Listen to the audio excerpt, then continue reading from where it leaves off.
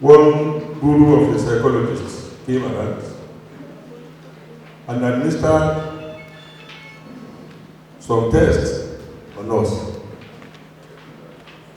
From my active learning and personalized learning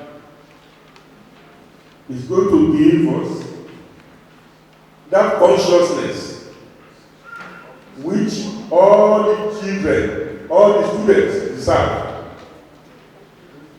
to have under you as a teacher, and all your children under you as parents, so that they'll be able to have an easy ride when it comes to career choice. Let us now critically look into education in Nigeria. Education must be free and accessible to all in an inclusive society. Look at that statement. How far have we been able to achieve with respect to accessibility of education, with respect to inclusivity? So we have a lot of ways to go to be able to break even and to be able to compete well with the global world. Indigent, PWD people, disabilities, they constitute most, and including the marginalized women, the girl child. They are supposed to be given equal attention in the scheme of growth and development and participation for us to be able to have an inclusive society. Education will be of quality and standard value to meet up with the competitive global market for graduates.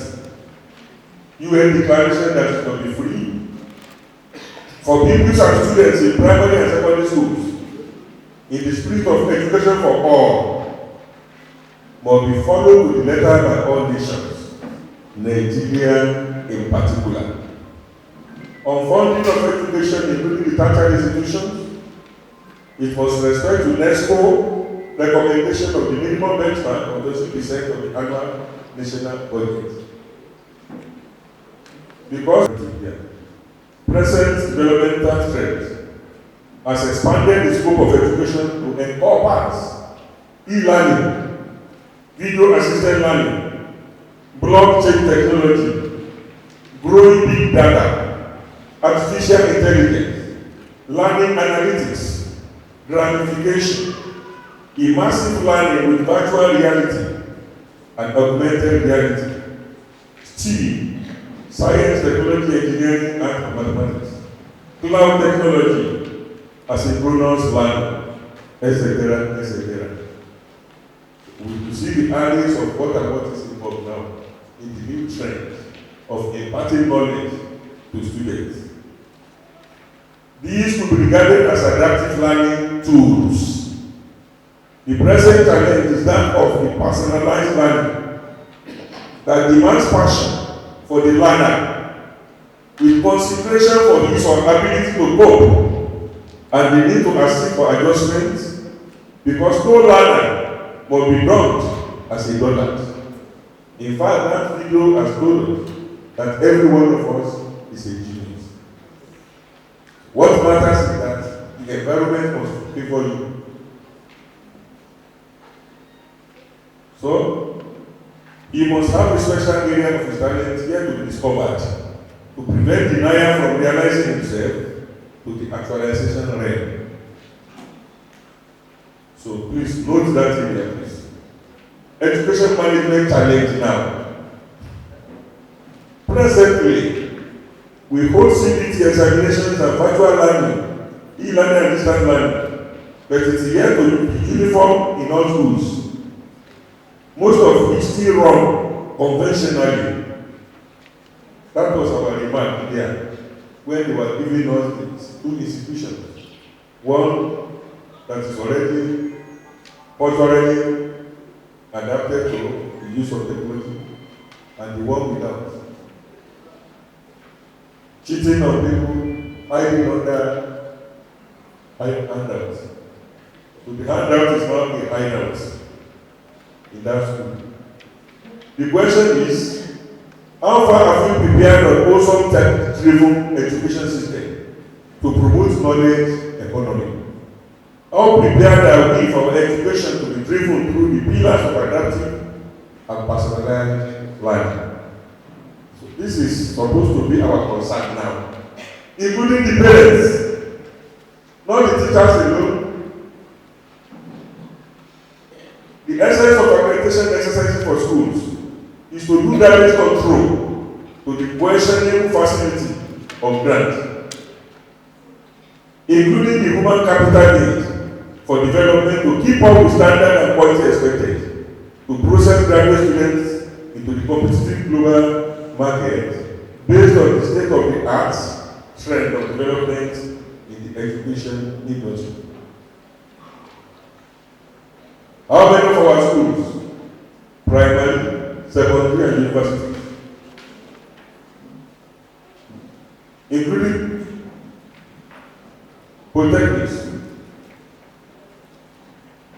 are being run with state-of-the-art facilities and human resources that are personalized, adaptive?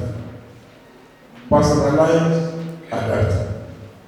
It is high time we walk the talk of the expected facilities as appropriate in each of the school, as stratified and classified for Nigerian education to be tech compliant and personalized adaptive learning structure.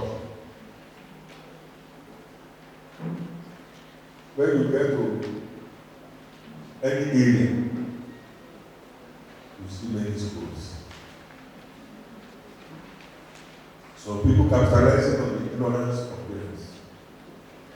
Just when you're dressing the children, what the parents was doing, there is nothing in that.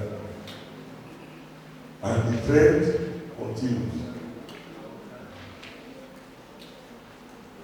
Generally in Nigeria, education is characterized with incessant strike actions on one hand, due to underfunding.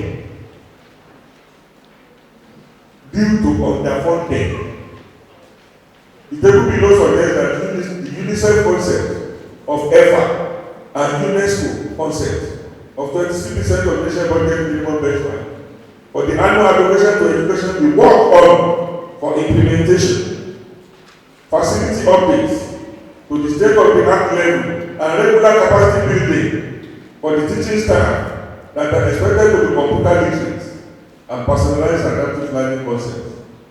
Know the poor funding pattern for education in Nigeria with no wonder sign of relief. Today, the sign of relief one. Things are so bad. So no one can really go worry. That was not the dream of our founding fathers.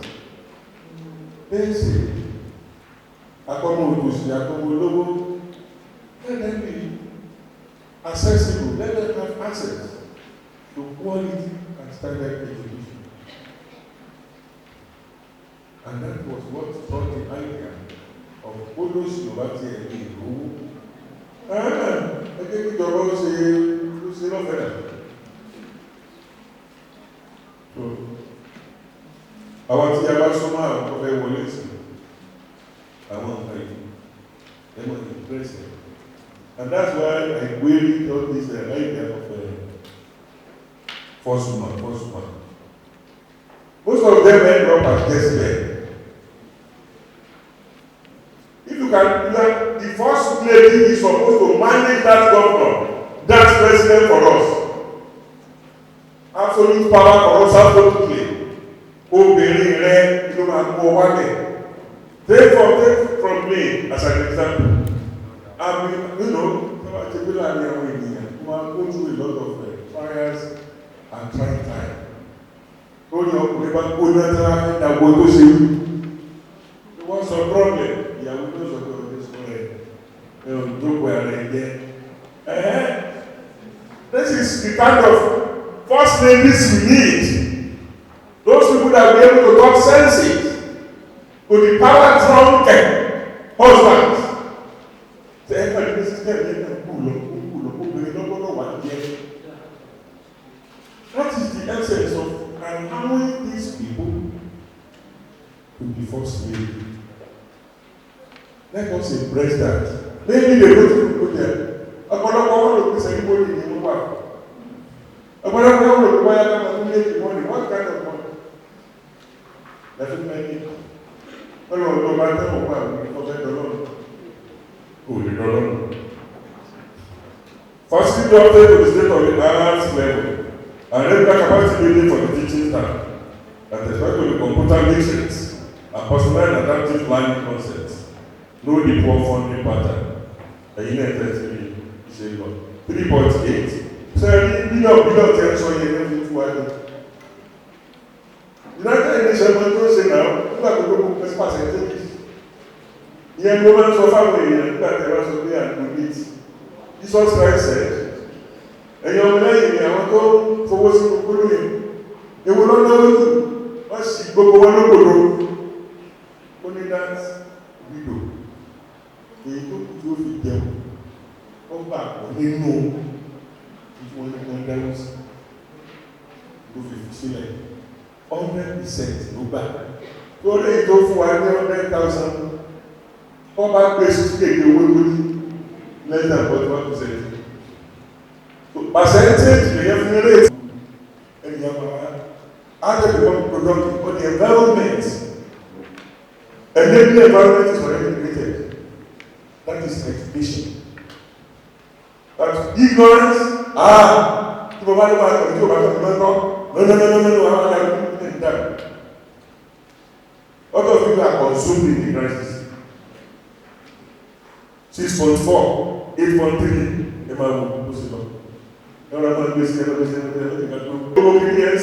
over the years, very, very poor education.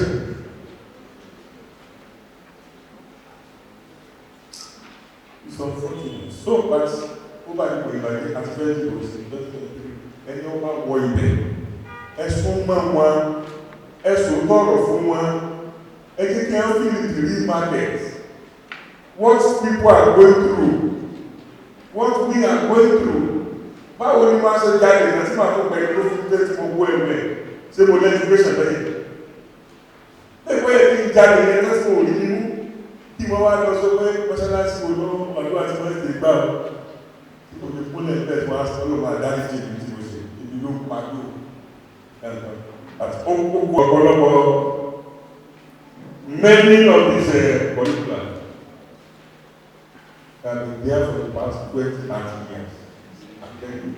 Tó bá wá tàlẹ́ ìmọ̀ bí wá ẹ̀kí nígbà tí wọ́n tí wọ́n bá bá ṣe needing 5 billion to call next one from overseas. Why do we need to call next one from overseas? Is this not our environment? Don't I travel there to that place? If I travel overseas, some of my friends shopping centers, that's what you spoke with me, talking espionage. That the nation will send secret agents to one law, that's the jí àwọn ọmọ tí ẹni in terms of the sanctuary. Ẹjẹ́ bá mú wọn pa wọn ní but ọ̀pọ̀lọpọ̀ progress dey do everything needs some reason. What's our problem? Nígbàgbọ́ nínú àwọn experts wa, nínú àwọn lecturers wa, nínú àwọn professors wa, nígbàgbọ́ nínú wọn. Ẹ lọ dé wọn lọ́bì kan, ẹgbẹ́ 5 billion sílẹ̀, 5 billion, ẹgbẹ́ sílẹ̀ fún wọn, látàbẹ̀ wá fún ibi tí wọ́n fẹ́, ẹgbẹ́. Ìgbẹ́ ẹ̀mọ́ sọ̀rọ̀ aláyé ní ti gbogbo fún ìdí ní ìlú ọgbẹ́ fún ibi ṣẹ́yìn. Ṣé professor tó bá tún 5 billion lọ́dé? Ó gbọ́ pé kó o lọ sí oníṣẹ́ ìdòṣòṣe lọ́mà. Motivate ẹni kankan, ṣe kankan, àti kẹ́kẹ́ máa wá ìṣubú èèyàn. Irú oníṣẹ́ kúkú wọlé lẹ́yìn. You motivate your people. Our people is our people. Nigeria is our all. I don't envy anybody that travels out though.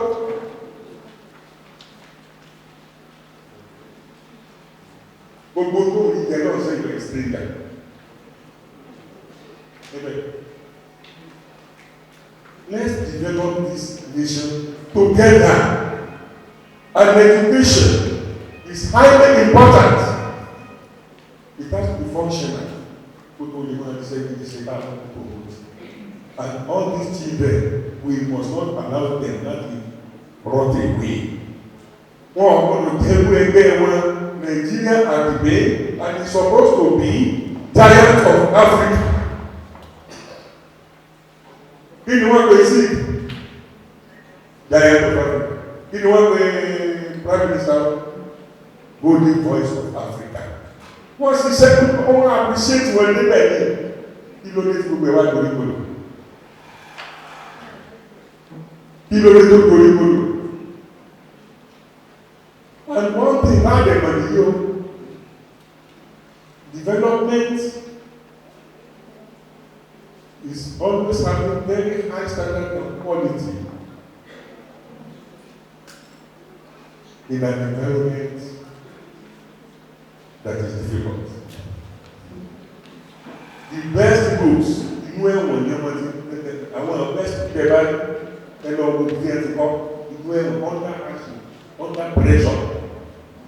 Ó máa flow wá ní àsìkò tó hàn yìí ó yá pé gbogbo wa pápọ̀ pé tọ́bà sọ́fíìkù ni báwọn tí bá ń ṣe lọ́wọ́ tí wọ́n bá ti ẹ̀ mọ́ àwọn tí ò tí kàn ẹgbẹ́ sọ fún gbogbo ayé pé àwọn ló fẹ́ kàn báyìí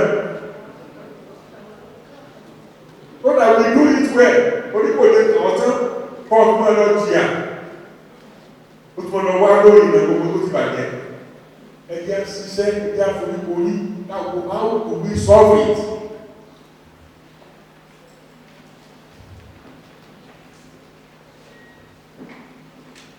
Each curriculum must therefore be reviewed periodically, say 5 years or based on the emerging pedagogical approaches. Curriculum compliance must therefore be taken by each school as the Ministry of Education must monitor to aid our strive to change, to achieve cashless policy and knowledge economy. No school will be left out of the new scheme that takes into consideration every child as relevant and brilliant to be successful in life if given the opportunity of personalized adaptive learning for realization, for self-realization and goal realization. We must realize that actualization of this scheme of personalized adaptive learning will facilitate the goal of promoting an inclusive society where everybody, including people with abilities, are taken care of.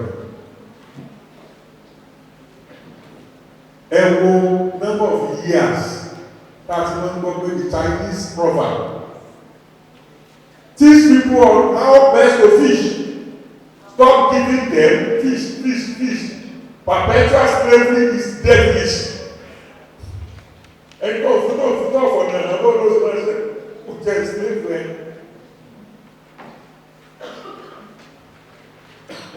that's freedom.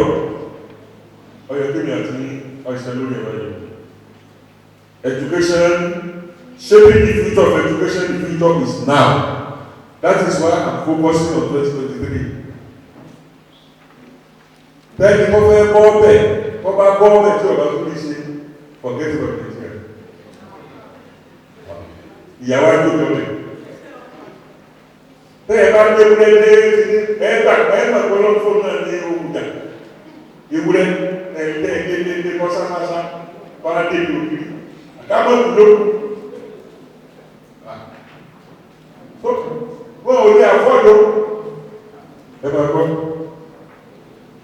Education is a key to success and a powerful tool that is pivotal to the connecting axis of the other things of life. Education is pivotal to culture, pivotal to religion, pivotal to political arena. One professor in that way, you are together here and science. You are the one who come there and in that way. ló wá ń pọ̀ lẹ́nu ní tọ́pù ìsà. Pẹ̀lú gbogbo knowledge ẹ̀mọ̀ ní artisan ní gbogbo àwọn ọlọ́dẹ ìgbè political political tẹ́ ìdìbò fún tẹ́ they are artisans. They don't know for nothing about this thing.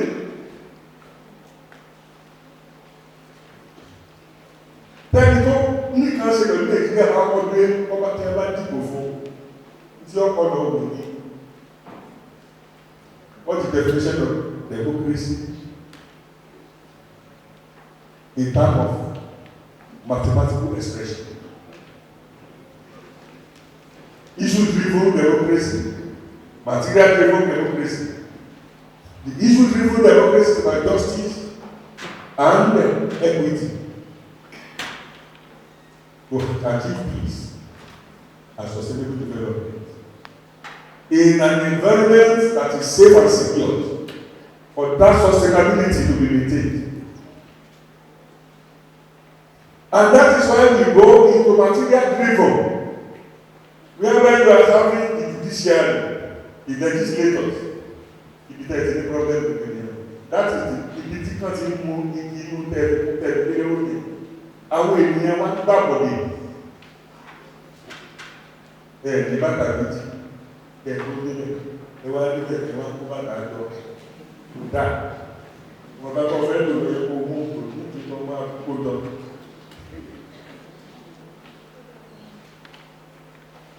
Tí legislators bá ṣe dáadáa with regards to policy tí wọ́n wà objective tí wọ́n wà formal. But if you go forward in anything, you will never go astray. What was in the way allow nepotism to come in, tribalism to come in, you will never achieve anything. We have to formalize everything for the government. And what is good for the goods is always good for Ghana. Only in one class. Gbogbo nǹkan pátá nípa political science lẹ́tí mọ̀ wọ́n wá ń pa gbogbo ẹ̀ jẹ́ ẹ̀sìn oorun sùn. For example, kò sí bára ní ẹ̀sìn ní ìsìn ní oorun gidi sùn mọ́ orí pé mo ti discover gbogbo according to a lot of researches. Kí wọ́n ló fi lè fáwọn èèyàn láti máa ṣe dáadáa? Kí ló fi lè fáwọn èèyàn láti máa sọ orí? Kí ló fi lè fáwọn èèyàn láti máa ṣe dáadáa? With all the promises of God, because one say by one say by friend, one say by one say by friend. God they don't let me just do that. Wait upon that God. Say don't you say try it there for some time. While you wait in abundance, look at you will you want to have one lesson. Our Uwudo, Olago, Oro, a lesson. The same thing as the problem long time. They are artisans. Some of them do not have rudimentary level of administration. Rudimentary was a diploma in management. But what you want to see, perform. You can't give what you don't have. Who was the second? But life of Jacob. And you want to class, who go pay anything. You want to go for me at one time. That's why. So, the whole world is now trending towards a technology-driven society, global best practices. Functional integration is desired by a nation like Nigeria to promote inclusive society, civility, and patriotism. Credible leadership and good governance, driven through zero tolerance to corruption and institutional indiscipline. We would have achieved this thing. Politically, or political barrier people who are again, political people. Nigeria, we are really patient. Now, today, you don't insult your leader. People to get about ọmọ kékeré yìí. Mo ti fẹ́ náà ṣe dáadáa fún ọ. Káwọn ìwà ọmọ bẹ̀rẹ̀ sí wá fún mi ìgbà. bí mo fẹ́ ṣe gan lóde. Wá dúró síbẹ̀ ẹ̀dúgbò fùdú ọdẹ ní ẹlọ́ fẹ̀kẹ̀ ní Islam lọ́wọ́ nígbà. Ọwọ́ àtàkù ẹ̀bá ní jíbí ẹ̀bá ní ìgbàgbẹ́ gbogbo tí ó gbogbo òjúmọ̀ tọ́wáyé. Ọwọ́ àtàkù wọ́n fẹ́ ṣe dáadáa àwọn tó yíká òjújó ṣe dáadáa báwọn wo ní gbogbo ìgbò ṣe jíjó ní ìgbàgbẹ́ ní ẹ̀rí sáńpọ̀. If you call this for you to leader, you motivate workers, you motivate leaders who are important. Ìyẹn lẹ́nu fi ń bà ní whoever comes in now kó ní òṣèlú replicate nonsense. Ìyẹn ni o ẹ̀rù bà ní o torí pé ọ̀pọ̀lọpọ̀ wọn wọ́n lè ní lẹ́bi láti ṣe dáadáa.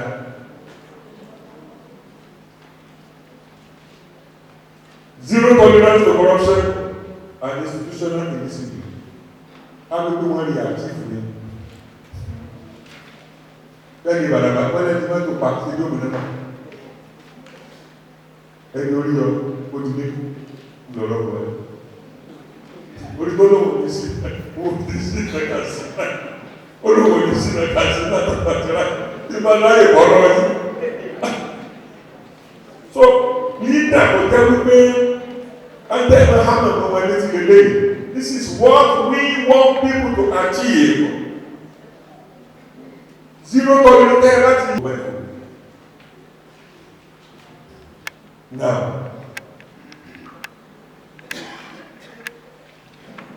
the area of communication, here you must know me.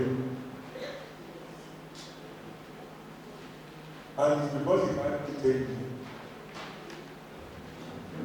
integrated,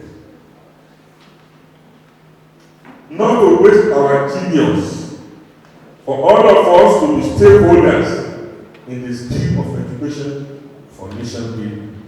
The future is now. To explore the environment and to bring something out of nothing in trying to this point. Most of us, we teach in abstract. Some will be lecturing in abstract. And that includes the more reason why most of our students, they are not productive to do the making. Let me tell you, most of the students that we teach, they can handle this hardware more than even the parents. And if you want to take the exercises on this thing, you have to at least flow with them. Now, so sorry. So in light of this, Madam, according to the question you posed to me, so I think I've done justice to that. So I want to appeal to our students. Baba talked about role modeling. It has to do with our bad orientation. Ask them. Some of them, they are lovers of blessing. Some of them, they follow the video. Some of them, they follow this whole video or what they call artists because of material gain. I don't say it's not good to have your role model. But as a student who is looking up to a greater Nigeria, where do we stand? I believe and I subscribe to that school of thought that if a student fails a particular exam, as we listened to it on that how do we call it, on the projector, that does not mean such a student can never make it in life. No. And that's the more reason as a teacher, we have to impart on the PH, the head, the heart, and the hand. When we look at the picture of someone like late Gandhi was not the best. Why was he school? The same thing was the Prophet, and they were not the best. But because of that drive, determination, and the focus, they made it to the top. So I want to enjoy our students that they should choose the right role model. We have very many of them. A door, if I put a door, and all the leaders of the world are knocking at it doesn't move. Why do not it with the power of knowledge? What you don't do. There is nowhere in the world that Olagoke JP will not enter. There is no gathering in the world that Olagoke JP will not address. I want us to take a view that our Baba, on behalf of the Commissioner for Education, Science and Technology, we want to appreciate you. Because I'm having the opportunity of sitting next to you for the first time. I listen to you on the radio, I watch on TV, and I can say you are a kind of bridge, how would I call it, a link between the whole, the way we pass the message of Islam, and the modern day dissemination of the information of Islam. You've actually brought the side of sophistication to the way we preach Islam to people. And alhamdulillah, people are appreciating you, and you can see for yourself the result of your endeavor. God will continue to keep you, and God will continue to sustain Shafaudeen Islam. I pray that Allah will accept this as a man from you, right here on the earth, in the grave, and in the earth. Al-Fatiha. Bismillahirrahmanirrahim. Alhamdulillah. His speech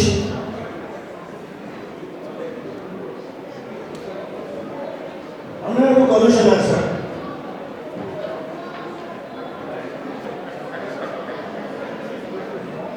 You are well appreciated for your speech on behalf of the Honorable Commissioner.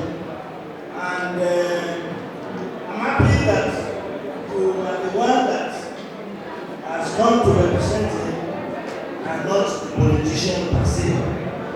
That has made it possible for you to tell us some truths. You are not running for any office, so you are able to say one or two things factual, especially concerning the curriculum, which eventually integrates into personalized, adaptive learning. It's now fused together. The elements of personalized adaptive learning are individual characteristics. Although distinguished immediately are fused for individual characteristics, individual performance, personal development, adaptive adjustment. Adaptive adjustment. Gbogbo tí wọ́n kọ́ ọdẹ títà kọ́ fẹ́ bring the best out of that child. Gbogbo kò lálẹ́. Even if you are unable to do it, go and call for the services of counseling psychologists. It's their area. Oma mark progress dancing. There was a time I was looking for one thing. When I was confused about religion, I said, about God himself. How long is he was that? When I discovered that religion, one will show that you can easily quantify and self-assess yourself. And the one was saying, this spiritual game, you have to say, karma. And what I can go, I was so little thing. So at the time, Professor opinion, oh, man, Baba, I person when play, because you are unable to measure it. When you are able to quantify what you are doing, you continue to do it. You add value.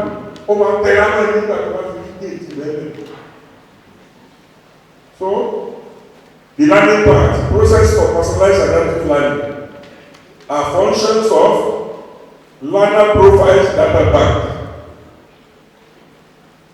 It's only in Nigeria you don't get already. It's only in Nigeria. And it's because Nigeria and anthropometric data. And to suppose Nigeria archaeological something.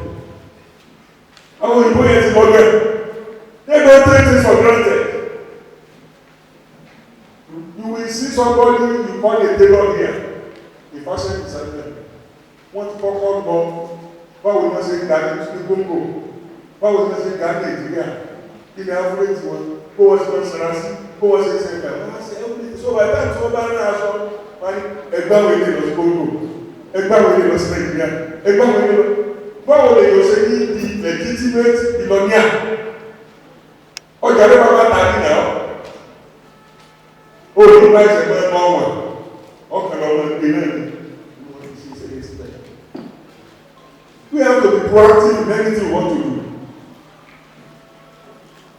Learner provides data bank, competency-based progression data file, personal learning environment with assigned technology for facilitation, flexible learning environment with man-machine collaboration.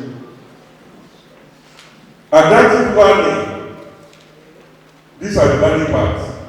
Adaptive learning therefore refers to the technologies monitoring student learner progress, using data to modify instructions at any time. Ó dàbí doctor ni, bóyá wọ́n ti tẹ̀ fún typhoid fever.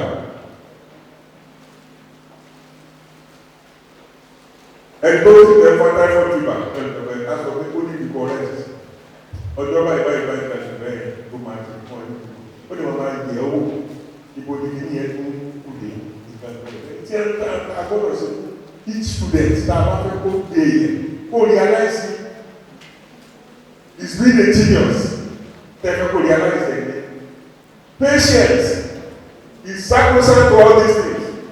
Fún anybody tó bá fẹ́ sọ yẹn ní ìyẹn, you must not be in a hurry. Different things, different makeup for the one. The technical strategy adjusts to the level and type of course content based on individual abilities and skill attainment.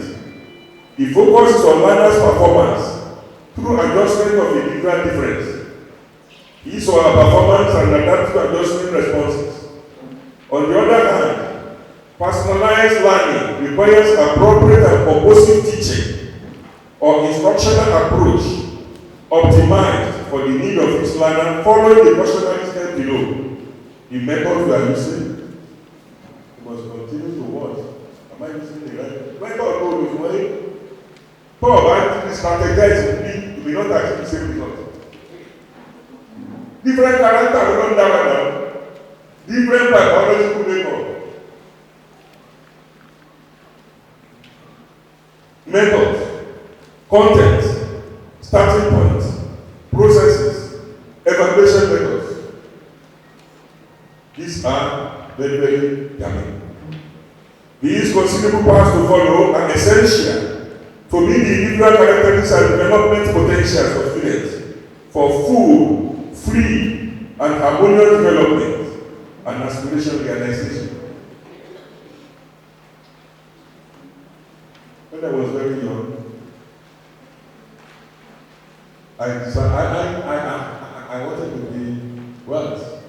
I wanted to be an engineer, and principally engineer. Maybe because I was so good in mathematics, and I was so good in chemistry, and I was on top of physics also. One teacher, he met at Polytechnic. I've already processed that thing. Physics, electrical technical department, why did you choose chemical engineering? Because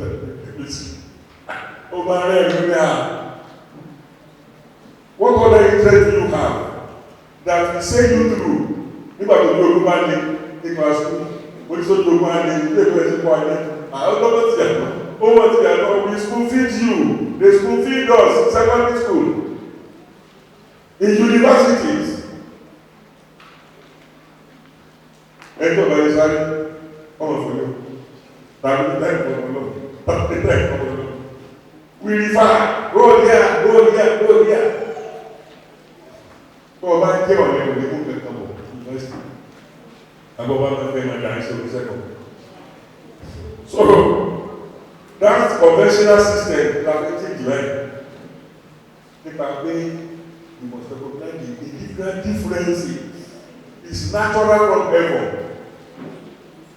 That kò sẹ́ni tí ọ̀gbọ́n náà ní èké ẹ̀mú ayé if the environment is really correctly cultured. These considerable paths to follow are essential to meet the individual characteristics. I want to repeat it. And development potential of students for full, free, and harmonious development and aspiration realization. This pedagogy of personalized learning is an inclusive process and learner of student-centered with focus on individual difference, personal needs, and personal development. Students in any school, what we did further protect the life, we appreciate them. In fact, we appreciate the counseling psychology. We created a counseling unit department. Our registrar then, Mogolu, discovered that HOD or the director for that department or for that unit had no charisma, we need enough charisma. Láti drive our target insurance along.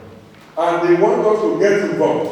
They wanted us to get involved so that our work in each unit, in each department, Omama, ṣiṣẹ́ fún that department, won't be realized goal. They trained us. They give us a lot of lectures. Then we must be reporting back. Maybe every 2 weeks. How many students have you been able to cancel? What I'm saying is that transform of aggression is part of psychological challenges, part of students' mind. Maybe somebody has just witnessed a fight between his or her mother and father. When they come on the level. Òrí pé kí ni ẹ ti parí, pé kí ẹ ti parí. Ìyẹn ló máa gbé sábàrí ní kíláàsì. Ìdájú máa ti dùn mọ́ nípa láyé lọ. Ìdájú máa ti dùn mọ́ nípa láyé lọ. Lẹ́kọ̀ọ́ dẹ́nu. Ó túnmọ̀ ìgbé kọ̀ọ̀kan mi. Ó ti ní pàdé àná. Kò sí bó ti fẹ́ lẹ́gbẹ́ under such a condition. Ẹ bá máa yọ wà á yẹ kó mẹ́. So, interconnectivity of disciplines must be embraced. A moment in time to realize his or her God-given potential to be developed. The pedagogy of personalized learning is an inclusive process and learner of student-centered with focus on individual difference, personal needs, and personal development. The benefit of personalized adaptive learning now. Experts in distinct disciplines from myriads of many by individuals call for the education managers to study and help parents develop every child on self-realization of the inherent talents into skill and right choice of career in life. Nípa expert is not saying, everybody can make a return. Gbogbo wọn ló ní ìwúṣe, àwa ní religious partners, a máa sọ̀rọ̀ pa destiny. Destiny ní ìgbò náà tó gbé yẹn wá sí. But if the environment does not favor you, kó ní kó lójú pé náà ní kó fi lọ́jọ́ lọ́wọ́ rẹ̀ pé padà. That is justice. So righteousness is not from heaven. This is what I'm trying to do. So enabling environment ló sọ ìdákúrẹ́ tí ò wá sí. So these are what the teachers and the school authorities must try as much as possible to help all this up. Ọ̀pọ̀lọpọ̀ àwa òbí need the help and the variation in the rate of assimilating teaching learning content in the same class where the statistical curve of students performance grades A, B, C, D, E, F points to the need for personalized learning and adaptive learning as an emerging pedagogical approach enabled by the smart planning environment. I always wonder, torí pé mi ò lè tí bá fún àwọn ní test, bá fún wọn ní exam. After tí mo bá mark tán, I go into histogram or bar chart. Tí màá plot performance in the class. Because statistics or the same lecturer, the same course, the same set of students, the same time, the same room. And I'm going to buy AA, and I'm going to buy F. Because we are teaching them consider differences, consider needs, and you have to go. That is not going to come say as teachers. I gbọ́dọ̀ ní ọmọ tí máa ń lórí gbọdọ̀ class pé yọ pé kí ló dé tó ń lórí gbọdọ̀ bí wọ́n bẹ́ẹ̀ ní ilé ìgbàgbọ́. This is a classroom something now. Even in churches and congregations that back in the way, you must show that interest. This is a way that we are going to orí tí ń ṣe ẹlòmíì nǹkan tó kéré níwájú ti ẹni tó kàn lè dash out ọmọ tó náwó tó ẹni tí bá lè tó ewé tí bá yọ ọmọ ìdúpẹ́ ní pé ọ̀nà ìyàpẹ́ tí wọ́n lè dájú nípò tí ìjọ àwọn ọmọ ìdúpẹ́ ní pé kọ́ṣẹ́ orí ilé ìlú lágbára àmàlà tó ń gbé fájá oúnjẹ tó ń gbé fájá ẹlòmíì ó jẹ ní òru wọn sùn gbogbo owó tó olóògbé bẹ́ẹ̀ kó o sì lóhun sùn dókítà ẹsẹ̀ fún olóògbé tó fún ọ so you see individual differences so àwọn tó bá ṣe pé a lè easily solve as a problem ẹ máa aggravate ẹ̀ náà fún tẹ́yẹ̀ bá gbé wàhálà wá gan nígbà tí mo mú tí wọ́n send for me táwọn lecturers bá sọ̀rọ̀ wọ́n ní ebi ò lè pé ìkẹ́lẹ́ ìlè ní ṣe wọ́n ní tó yìí ní ipa bàbá ilé ìdìbò problem táwọn máa gbé sáyà bá ìlú wàhálà dé aṣọ pé farabalẹ̀ àti tẹ́rápì ni mo fún wọ́n ní máa sọ pé ṣe báyìí ó dáa báyìí ti ṣe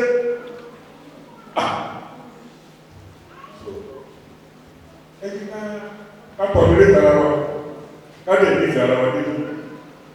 This is therefore a methodology for teaching and learning that aims to personalize lessons, personalize readings, personalize practice activities, and assessments for individual students based on the current skills and performances. Develop software for adaptive learning and personalized learning using artificial intelligence and machine learning techniques to adapt the learning path offered particular candidates to subsequent analysis by the administrators to review the needs of such individual or group for them to improve and adapt with self-realization of their potentials within the time. The tool enables personalized learning practices targeted instruction, resources, learning objectives, making the student to be successful and self-directed. It is cost-effective replacement of expensive textbooks. In fact, if you are a good student in mathematics, who report problem, you get the concept and you apply the concept to Engr. That's why you are talking of business mathematics and you are talking of engineering mathematics. If you give engineering business mathematics, you are only those students. Ours is more practical. It's about engines. It's about chemical reactions. So you are over there. Business mathematics is about transactions.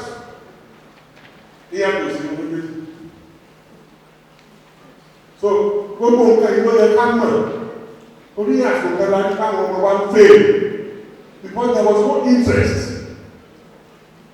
nígbà tí wọ́n fún wọn ní business mathematics from the management for this. Màá láti réèsì kọ̀mìtì ńlá. Àwọn ọmọ ìsáyé náà. Ní wúlò ní Nàìjíríà ìtẹ́ni tó wá pọ̀. We fought and won. Because orientation ti ń fà wá ní ẹ̀ka àtàjọ students ní ìfẹ́.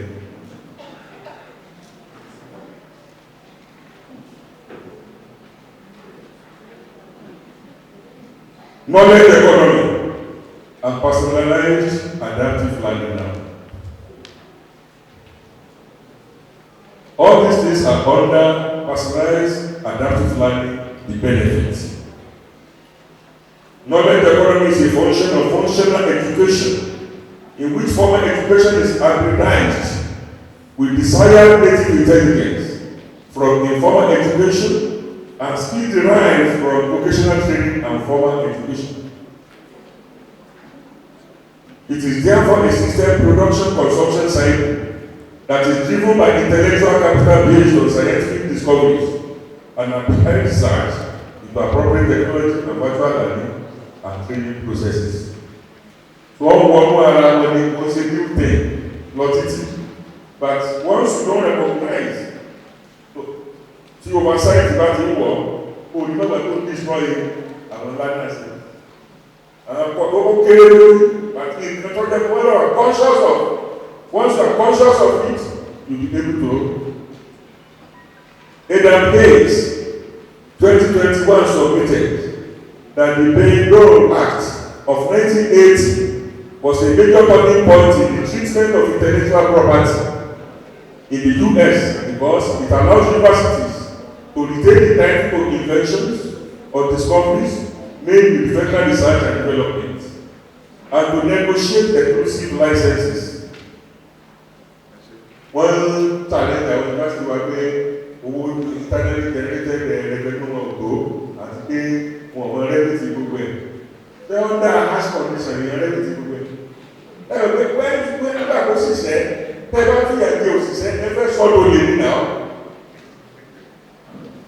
Òyìnbó bá pèsè nígbà tí mo ṣiṣẹ́ ní IT development WACO 1981 Lafarge lisi. Àwọn kọ̀ọ̀mùtì fúnra rẹ̀ máa dá ní ìtò tẹ́tọ́ tí ọlọ́run sí o. Ìṣe pé àwọn mẹ́fà lọ máa ní otí náà. Ẹ bá káàkiri. Dúkà wá sẹ́. Wọ́n dà wá pọ̀ bá àwọn senior staff wọn. Kọ́ bá ní ọ̀rọ̀ jẹ. Àwọn ìpàdé agbọ́dọ̀ sàn. Kíákíá ní ẹni kò dán. Tí bá bẹ́ẹ̀ ní ìgbà tí ó ti dé lọ bí iṣẹ́ àwọn ẹni wọ́n gbọ́dọ̀ lọ bí iṣẹ́. Báwo ló kú bá ìgbàgbọ́ pàdé kó sì fẹ́ ní ó bá bóun ní sẹ́yìn kan sì fẹ́ lọ. You invest on your workers. Tí wọ́n ló lé bẹ́ẹ̀. Gbogbo orientation fẹ́ fáwọn èèyàn nìyí. Everyone who don't think like that will play with. It's not about fighting. So,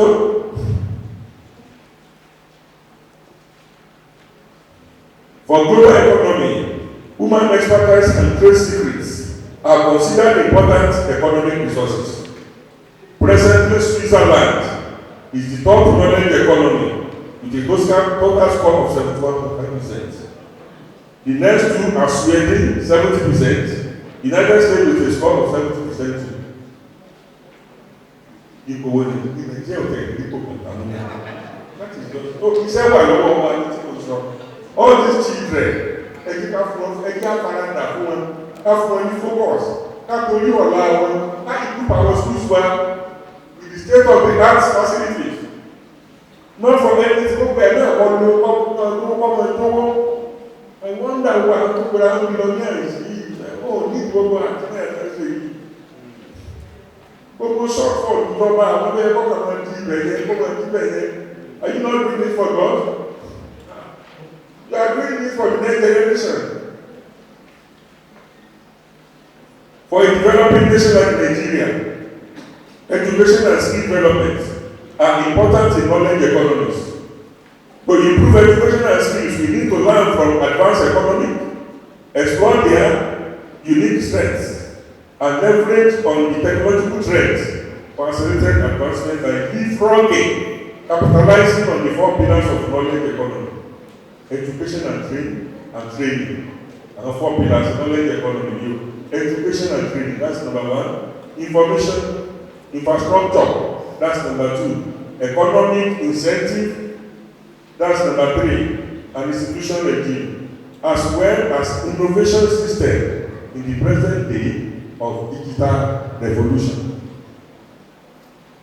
Curriculum updates means education has moved from analog approach to digital revolution realm in the developmental trend.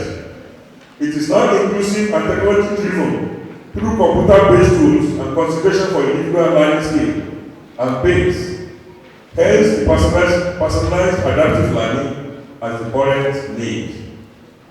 Each curriculum must therefore be reviewed periodically, say 5 years, or based on the emerging pedagogical approaches. Do you know our learner?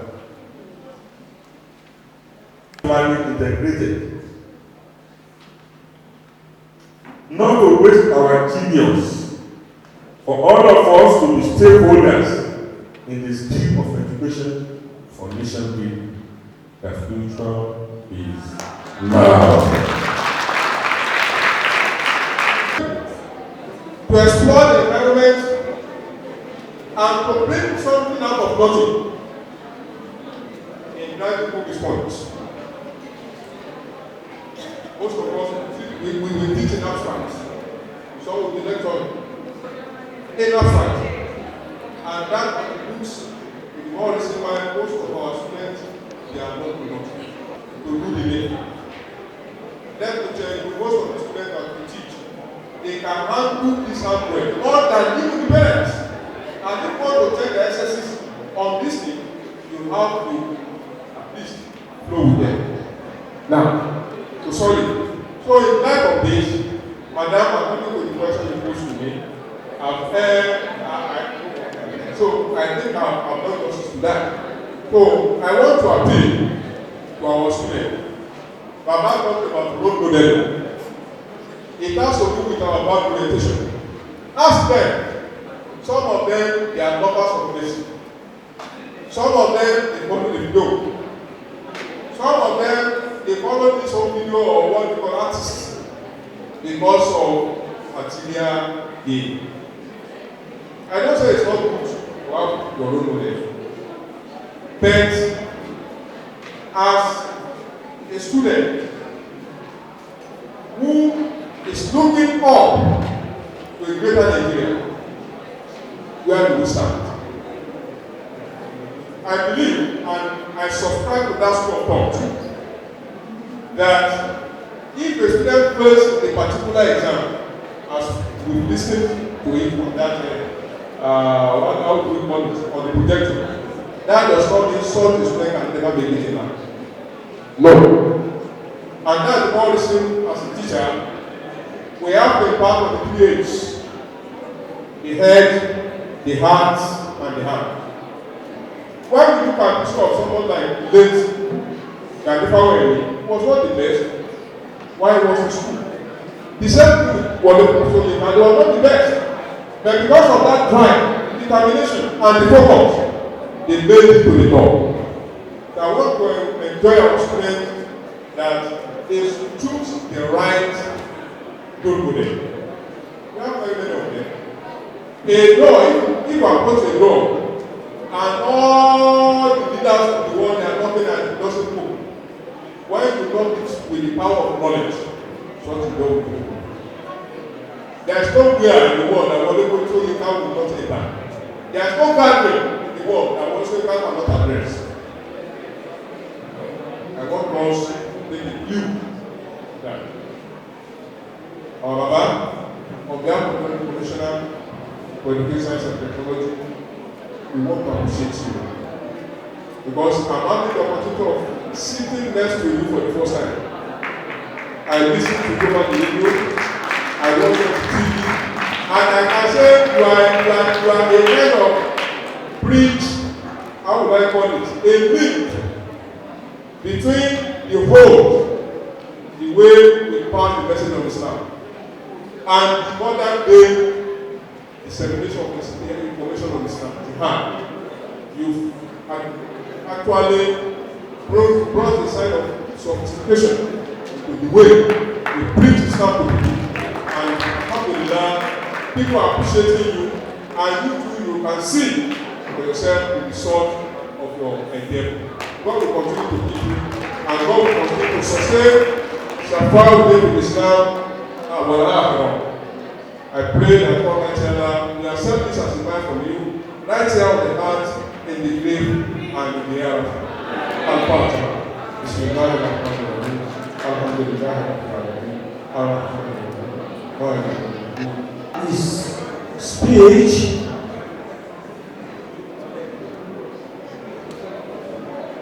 Honorable Commissioner, sir.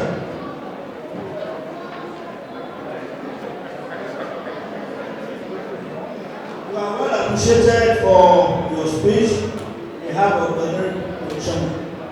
And I'm happy that you are the one that has come to represent him and not the politician per se. That has made it possible for you to tell us some truths. You are not running for any office, so you are able to say one or two things actual, especially concerning the curriculum. Many of these curricula have been there for the past 20-30 years. I'm telling you. Over one challenge, why did that one tell that I said, we needed 5 billion to call next one from overseas? Why do we need to call next one from overseas? Is this not our environment? Don't I travel there to that place? If I travel overseas, some of the shopping centers, that's what you was really talking espionage. That the nation will send secret agents to one another, that's the G I want to tell you. In terms of the fact that but everything needs some reason. What's our problem? Nígbàgbọ́ nínú àwọn experts wa, nínú àwọn lecturers wa, nínú àwọn professors wa, nígbàgbọ́ nínú wọn. Ẹgbẹ́ wọn náà nìkan, ẹgbẹ́ 5 billion sílẹ̀, 5 billion, ẹgbẹ́ sílẹ̀ fún wọn, látàbí ẹbá fún mi tí wọ́n fẹ́, ẹgbẹ́. Ìgbẹ́ ẹmọ́ sọ̀rọ̀ aláyé ní ti gbogbo fún ìdí ní tó gbé fún ibi sẹ́yìn. Ṣé professor tó bá tún 5 billion lọlé? Como é que eu vou lá? Você pode ser noma. Motivate ele kankan. Sei kankan. Até que uma vai escolher. E o homem já não pode nem. You motivate your people. Our people is our people. Nigeria is our all. I don't envy anybody that travels out.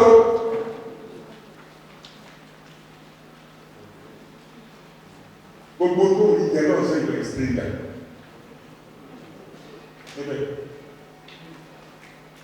Let's develop this nation together. And education is highly important.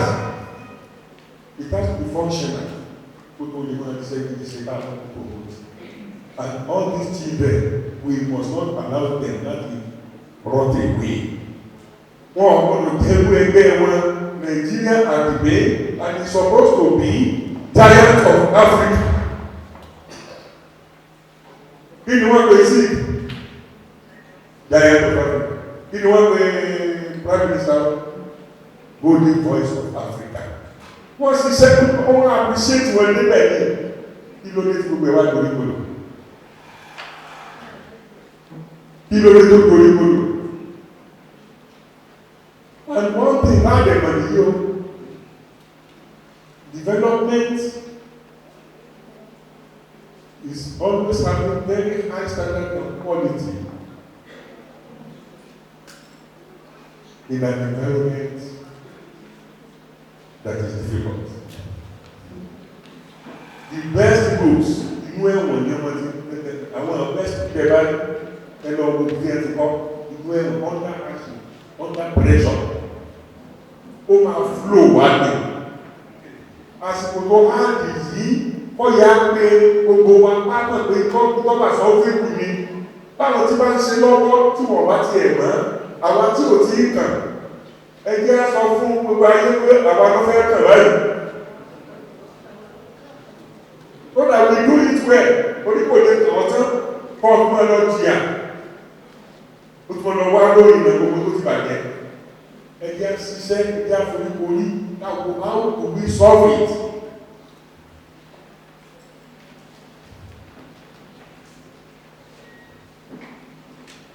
Each curriculum must therefore be reviewed periodically, say 5 years or based on the emerging pedagogical approaches. Curriculum compliance must therefore be taken by each school as the Ministry of Education must monitor to aid our strive to change, to achieve cashless policy and knowledge economy. No school will be left out of the new scheme that takes into consideration every child as relevant and brilliant to be successful in life if given the opportunity of personalized adaptive learning for realization, for self-realization and goal realization. We must realize that actualization of this scheme of personalized adaptive learning will facilitate the goal of promoting an inclusive society where everybody, including people with abilities, are taken care of. And number of years that the Chinese proverb teach people on how best to fish. Stop giving them fish. Perpetual slavery is dead fish. And go for those persons who can slavery.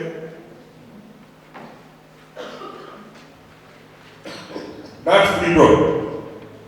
Oh, you're giving it to me. Education, shaping the future of education, the future is now. That is why I'm focusing on 2023.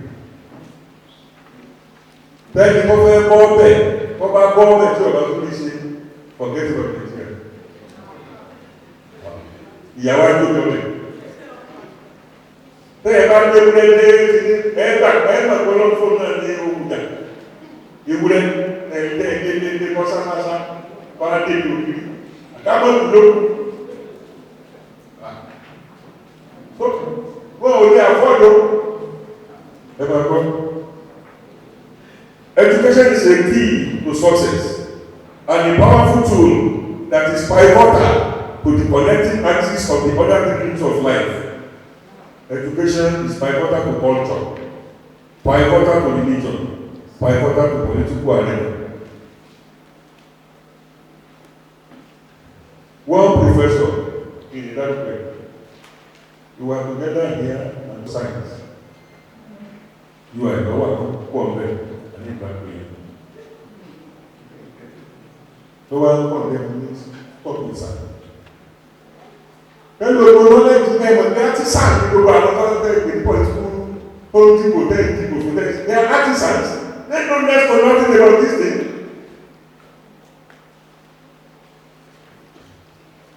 Tẹ́lẹ̀ tó ní kan ṣe pẹ̀lú Nàìjíríà àwọn ọgbẹ́ ọba tí a bá dìbò fún tí ọkọ̀ lọ wò ní.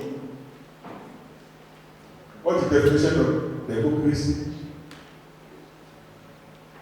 In terms of mathematical expression. Issue-driven democracy, material-driven democracy. The issue-driven democracy is by justice and equity to achieve peace and sustainable development. In an environment that is safe and secure, for that sustainability to be maintained.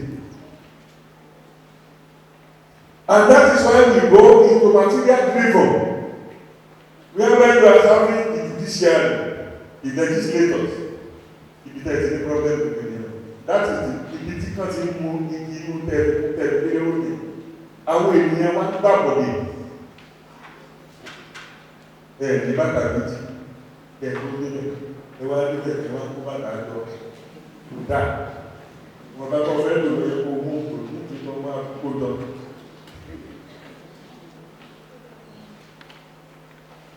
tí legislators bá ṣe dáadáa regards to policy tí wọ́n wà objective tí wọ́n wà formal only if you go formal in anything you will never go astray. wọ́n tó wá sí ní bẹ́ẹ̀ allow nepotism to come in tribalism to come in ọmọ ìyá mi ni àbúrò ìyàwó mi ni ìkàǹkà you will never achieve anything. We have to formalize everything for the government. And what is good for the goods is always good for Ghana. Mo ní ìwà wà class gbogbo nǹkan pátá nípa political science lẹ́tí mọ̀. Wọ́n wá pa gbogbo ẹ̀ jẹ́ ẹ̀sìn olóró sùn. For example, kò sí bára bí mẹ́sìn ní ìsìn ní olóró gidi sùnmọ́. Onípe mo ti discover gbogbo according to a lot of researches. Kí wọ́n á ló fi lè fáwọn èèyàn láti máa ṣe dáadáa? Kí ló fi lè fáwọn èèyàn láti máa sọ orí? Kí ló fi lè fáwọn èèyàn láti máa ṣe dáadáa? With all the promises of God, because ọba ń ṣe báyìí máa ṣe báyìí fún ẹ, ọba ń ṣe báyìí máa ṣe báyìí fún ẹ, God ẹ̀ ló pe tó kún ẹni just do that. Wait upon that God. Ṣe tó ní o ṣe, try it for some time. Wàá rí pé in abundance tó kọ́ máa fún ẹ lórí ẹ̀ tó lọ. Yóò wá dé àwọn ọmọ ẹlẹ́sìn àwọn owó jọ ọlá jọ àkọ́rọ̀ ọ̀tọ̀ ẹlẹ́sìn. The same thing as the problem that long time they are artisans. Some of them do not have rudimentary level of administration. Rudimentary was a diploma in management. But what you want to see, perform. You can't give what you don't have. Who office the cow? But life of the cow. And you want to advance, who go pay anything. You want to go for me and one time. Yes, why? So, the whole world is now trending towards a technology-driven society. Global best practices. Functional integration is desired by a nation like Nigeria to promote inclusive society, civility, and patriotism, credible leadership, and good governance, even through zero tolerance to corruption and institutional indiscipline. We would have achieved this thing. Police security or political power in Bufubuan, again. Nigeria, we are really patient. Now, today, you don't insult your leader. People should get about ọmọ kékeré yìí. Mo lè fẹ́ náà ṣe dáadáa fún ọ. Káwọn ìwà ọmọ bẹ̀rẹ̀ sí wá fún mi ìgbà bí mo fẹ́ ṣe gan lóde. Wá dúró síbẹ̀ ẹ̀kúkúrò fùdú ọdẹ ní ẹlọ́ fẹ̀kẹ̀ ẹ̀kẹ̀ ní ìsìlá lọ́wọ́ ìdídà. Ọwọ́ àtàtù ẹ̀bá ní jíbìrì ẹ̀bá ní ìgbàgbẹ́ gbogbo tí ó gbogbo òjúmọ̀ tọ́wáyé. Ọwọ́ àtàtù wọ́n fẹ́ ṣe dáadáa àwọn tó yí káwọn tó ṣe dáadáa. Báwọn wo ní gbogbo èkó ṣe níjó ní ìgbàgbẹ̀rẹ̀ ní ẹ̀rí sáńkọ́. If you plan this for you to leader, you motivate workers, you motivate leaders. Who are important? Ìyẹn lẹ́nu fi nígbà ní whoever comes in now, ó ní mo ṣe ní replicate nonsense. Ìyẹn ni o, ẹ̀rù ń bà mí o, torí pé ọ̀pọ̀lọpọ̀ wọn wọ́n lè ní lẹ́bi láti ṣe dáadáa.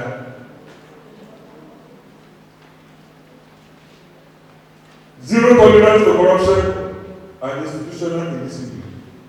How do you want to achieve it? Then you are about when you want to participate in the ẹni orí ọ ó ti dé lọ́lọ́wọ́ ẹ̀ orí gbọ́lọ́wọ́ ní sí ẹ̀kà sí olówó ní sí ẹ̀kà sí látàtàtàrà tí bá láyé ọ̀rọ̀ yìí. So leader kò jẹ́ wípé And then this is what we want people to achieve. Zero tolerance. Now, the area of communication.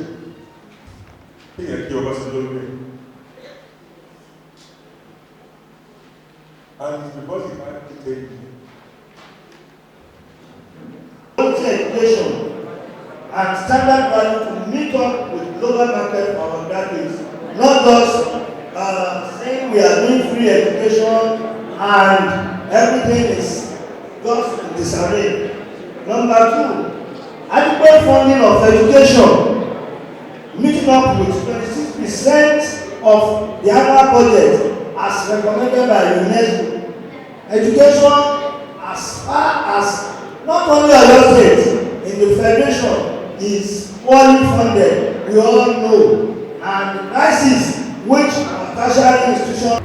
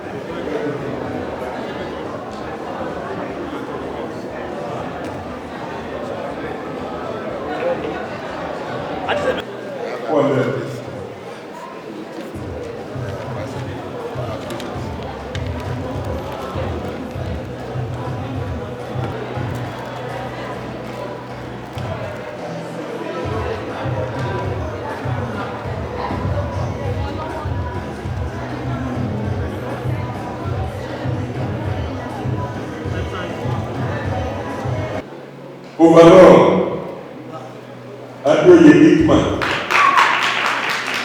Yesterday, guys, can score Ibadan Southwest 77%.